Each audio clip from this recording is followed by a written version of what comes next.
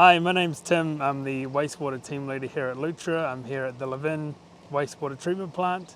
I want to talk to you a little bit today about what we've been doing here at the plant and how we've been working with Horowhenua District Council to prepare this plant for the future. So we started working with HDC in about 2021, working on a master plan for this plant.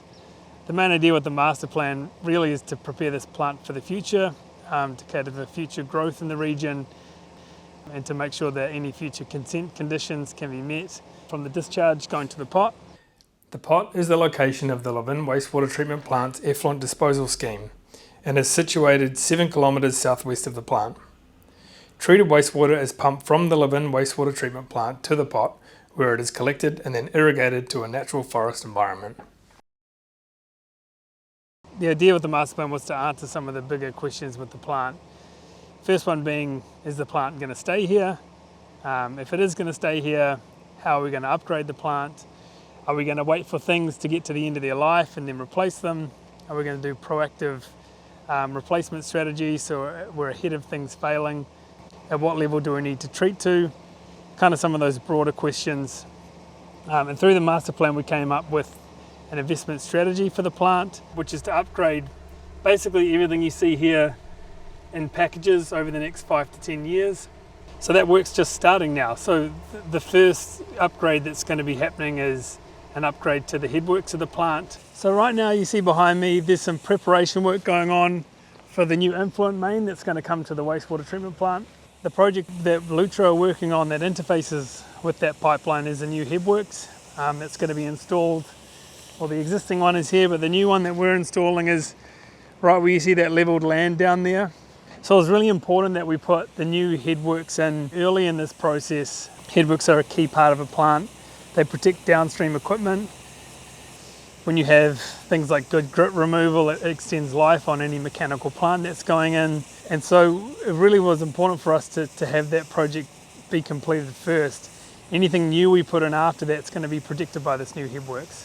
The new headworks will tie in kind of where that a lot of that heavy machinery is. It's going to have 2-stage screening, go through a grit removal system and then into an influent lift pump station. The influent lift pump station will lift the screened wastewater into these 2 primary clarifiers here. So Lutra developed the preliminary design and the 3916 contract for that, and that's going to go out to market for completion in 2027. And then in the meantime we're preparing some of the other parts of the plant for upgrade. What I'm standing in front of here is the trickling filters. So the trickling filters are there to remove a lot of the BOD and some of the nutrients that come in the wastewater. They've done a good job for a long time. They do need to be replaced from a structural perspective. They're old. The discharge consent for this plant, which is down in the pot, needs a bit more intensive removal than what trickling filters can provide. So through the master planning and option study, we've come up with a new process train for the plant, which is going to be a new activated sludge plant, which is going to go on, and you'll see a completely new secondary treatment system if you were to come back here in 5 to 10 years worth of time. I guess for us, like, we've been working a lot with council really to make sure that what we're proposing and putting forward is in keeping with what Horowhenua District Council want for the plant and what the people of Horowhenua District want for the region. There's some changing landscape at the moment, so there's the new wastewater standards that are being published by Taumata Arawai. The resource consent for discharge expires for this plant in 2045, so beyond that no one's really sure what the new discharge consent will look like. So it's really important when we were putting together the plan for this plant that there is a bit of flexibility in future upgrades. So when we're putting in something today, it doesn't become obsolete in 20 years time. So it's been kind of the theme for a lot of what we're doing is making sure that we can leapfrog off it and adapt to any change that's coming out of the changing wastewater consents. Now that we have that kind of plan in place, it means we can move on some of these first projects. We were able to make some key decisions in the option study stage. We've ruled out using any of the membrane technologies for the secondary treatment system, which means we can scope some of the other upgrades a little bit easier, such as the headworks. Along the way, like, we've been very methodical, working through the decision-making process with HTC and making sure that any decisions we're making now is preparing the plant for the future. Yeah, over the last 2 or 3 years, we have been working with HDC to figure out a plan to upgrade these 2 digesters. These are essential part to manage the sludge in the plant. One of them is already 70-year-old, another one is nearly 30-year-old. Both of them suffer some operational issues and structure issues which needs to be fixed. So our plan is to build the digester 3 in the next 1-2 years, so that we can retire the digester 1, which is 70-year-old, and then we can refurbish the old ones and see what we can use it. In the long term, we also plan for digester 4 as a backup. Also, in the same time, we will upgrade the biogas system, plus the boiler, etc., to make best use of the new renewable energy.